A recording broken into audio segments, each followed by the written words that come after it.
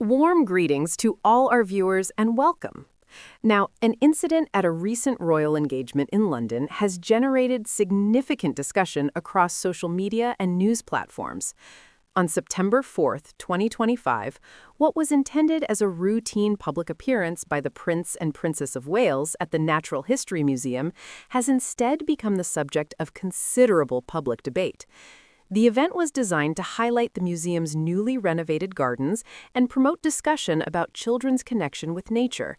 However, footage from the engagement has raised questions after school children participating in an outdoor activity were left standing in rainfall while the Princess of Wales remained sheltered under her umbrella. The children, visiting from Lewisham as part of an educational pond dipping session, could be seen in their school uniforms without any rain protection as precipitation began to fall steadily over the outdoor area. Video clips that quickly spread across social media platforms show the princess maintaining a firm grip on her umbrella, keeping it positioned squarely over herself while the children around her become increasingly exposed to the weather. The contrast between her dry appearance and the drenched school children could not be more stark. Viewers have expressed concern about the optics of the situation, noting the visual of protected adults standing alongside unprotected children who had been brought to the location specifically for this engagement. Social media users offered various observations as the footage circulated. One commentator noted that the princess appeared to be making no attempt to share her umbrella or guide any children toward available shelter. Another expressed sympathy for the children, observing that they had been brought to participate in what was presumably an educational opportunity, only to end up standing in rain while adults around them remained dry. A comment questioned why no adult present at the scene thought to offer a child temporary shelter from the rain while arrangements were made to move everyone indoors. The princess wore a tweed blazer and trousers, accessorized with jewelry reportedly valued at nearly $2,000 as she made her return to public duties following the summer break. The Prince of Wales was also present at the engagement and similarly carried his own umbrella while making no move to offer it to any of the children standing nearby. Some commentators have noted the gender dynamics in the subsequent coverage, observing that the princess has received the overwhelming majority of public commentary, while the prince's parallel behavior has attracted comparatively less attention. The princess has faced scrutiny, while the prince, who has positioned himself as a future monarch concerned with social issues and young people, has attracted less criticism. This latest incident follows previous public relations failures the couple has faced.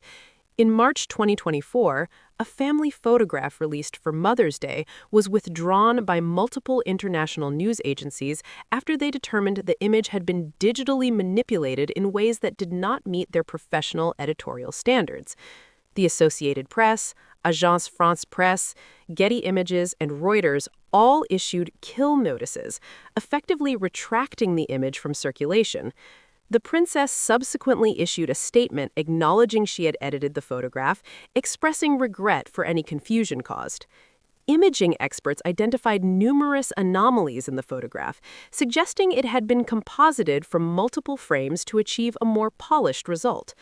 Communications professionals noted that such incidents erode public trust, particularly when they occur during periods of limited official information. The princess had undergone abdominal surgery in January 2024 and had been absent from public view for an extended period, creating a vacuum that conspiracy theories quickly filled. When the manipulated Mother's Day photograph was released as the first official image of the princess following her surgery, it confirmed suspicions for many that the palace was hiding something. One royal historian observed that in the age of disinformation, it is important for media organizations to maintain standards regarding image authenticity. By releasing manipulated images, the palace became part of the misinformation problem.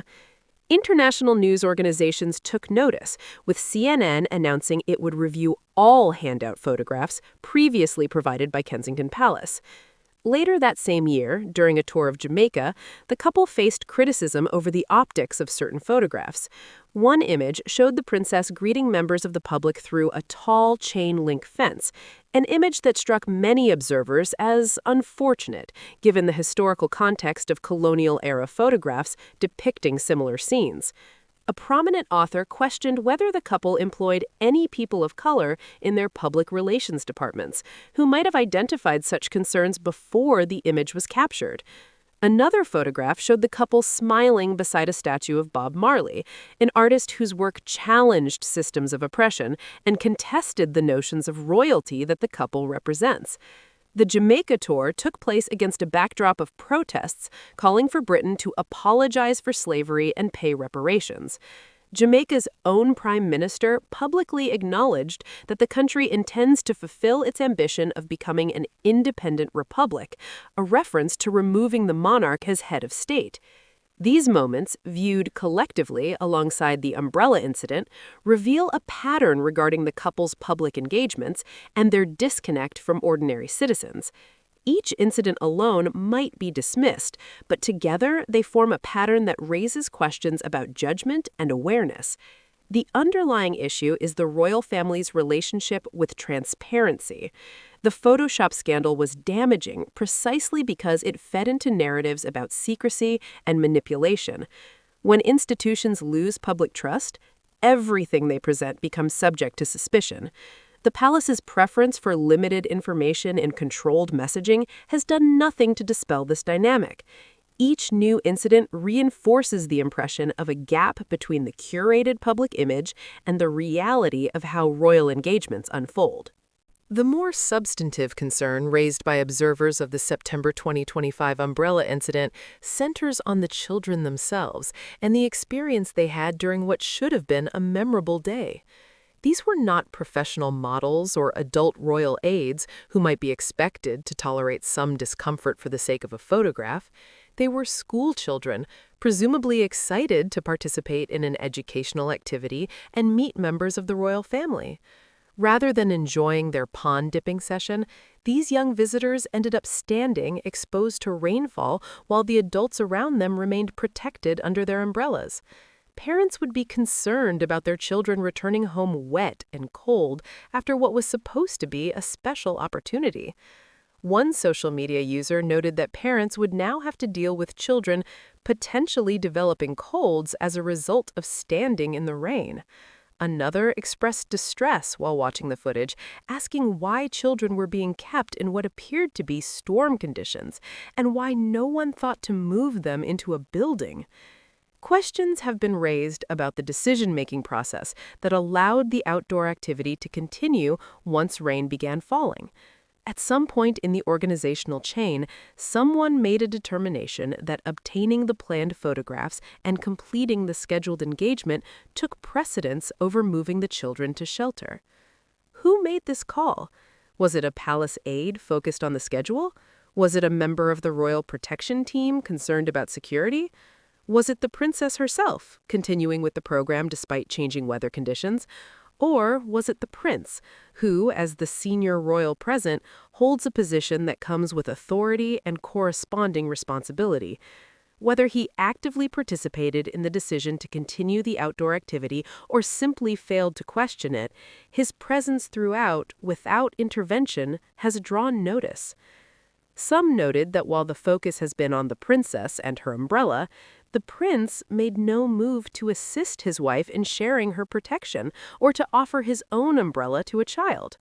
The image of a future king standing passively while children experience discomfort is hardly more flattering than the image of a princess protecting only herself.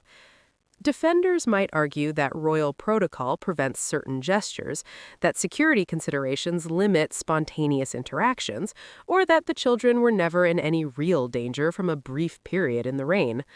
But protocol can be adjusted when circumstances warrant. Security concerns do not prevent a simple gesture like holding an umbrella over a child for a few moments. And while the children may not have been in medical danger, they were undoubtedly uncomfortable, cold, and disappointed by an experience that fell short of expectations. What makes this pattern particularly troubling is that the September 2025 Natural History Museum incident is not isolated. Examination of other royal engagements reveals multiple instances where the Princess of Wales has been photographed or filmed sheltering herself from rain while children nearby remained exposed. These recurring images suggest a consistent behavioral pattern rather than a one-off oversight. In February 2020, during a St. David's Day engagement in Powys, Wales, another incident caught public attention. The princess was filmed interacting with children in heavy rainfall while holding her umbrella firmly over herself. In footage that circulated widely, she could be seen bending forward to speak with a young boy as rain fell steadily. "I have got an umbrella," Kate told the child. "Thank goodness someone reminded me." The comment, while presumably intended as light conversation, drew attention to the fact that she remained protected while the child had no such shelter. Later, in the same engagement, a video showed her umbrella bumping a child's head, prompting an apology. "I am sorry, darling."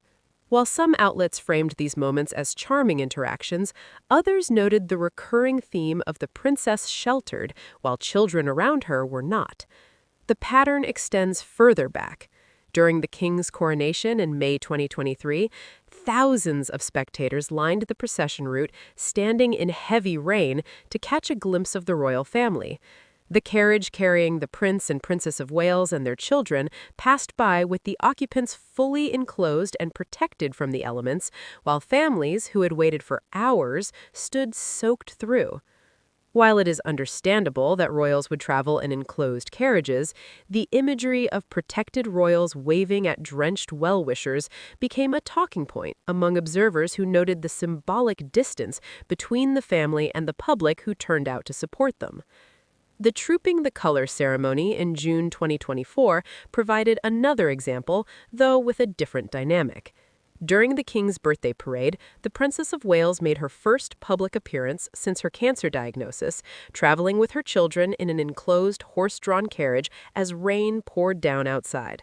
The carriage windows quickly fogged up, and Kate and Princess Charlotte were seen wiping away condensation to maintain visibility.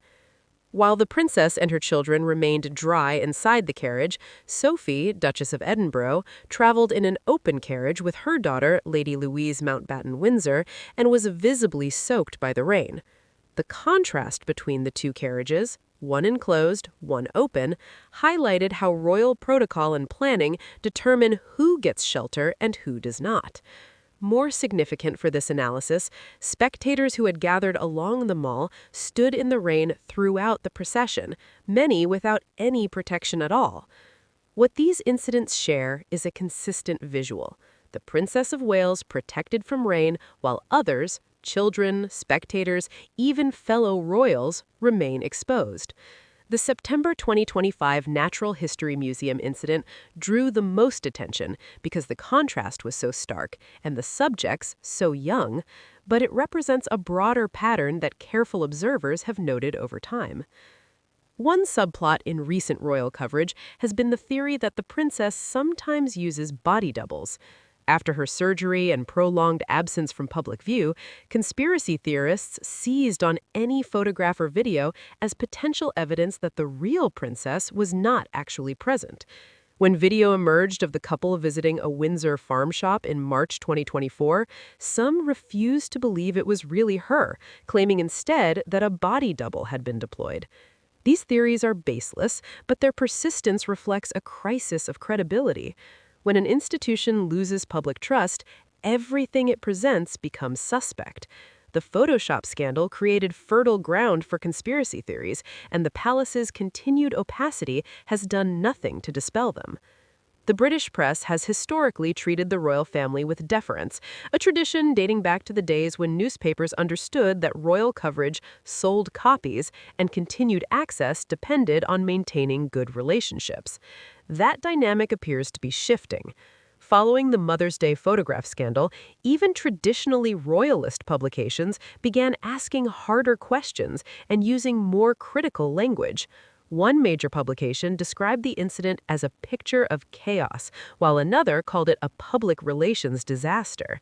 Only one tabloid took a consistently defensive tone, telling readers to leave the princess alone.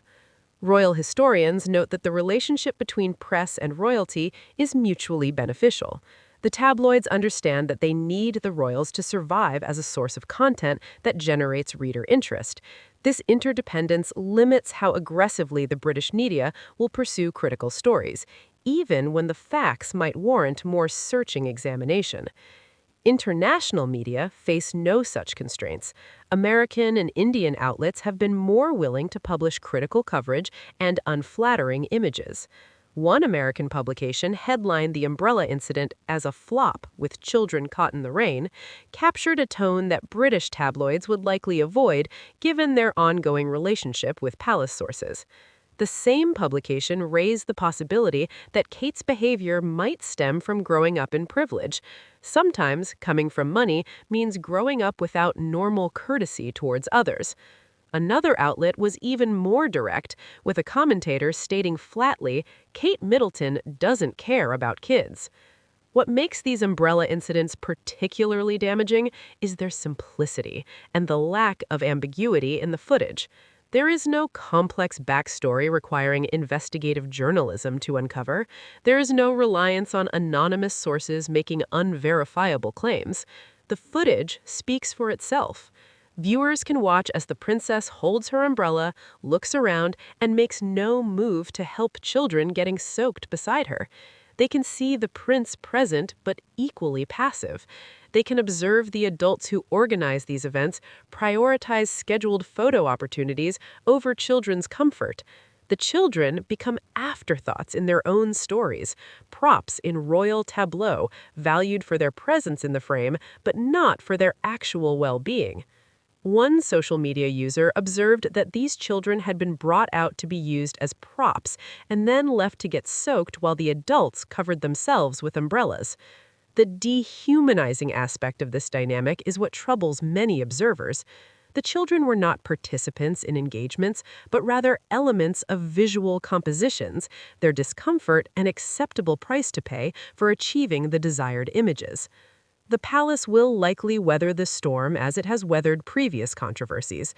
There will be no resignations over the incidents, no formal apologies beyond perhaps carefully worded statements expressing regret if anyone was upset. No one will lose their position over the decisions to keep children standing in the rain. The machine will continue to function according to its established patterns. But each incident like this chips away at the foundation of public goodwill upon which the monarchy ultimately depends. In the meantime, somewhere in London and Wales, there are children who will remember the days they met the Princess of Wales and stood in the rain while she stayed dry under her umbrella. They will tell those stories for the rest of their lives, to their friends, to their families, eventually to their own children. They are not the stories the palace wanted them to tell. They are not stories of magical encounters with royalty and cherished memories of special days. They are stories about being treated as less important than the adults around them, about adults who prioritized appearances over actual care, about experiences that left them cold and wet while a princess remained warm and dry. These are the memories that last, passed down through generations and shaping public perception in ways that no carefully curated photograph can ever fully counterbalance.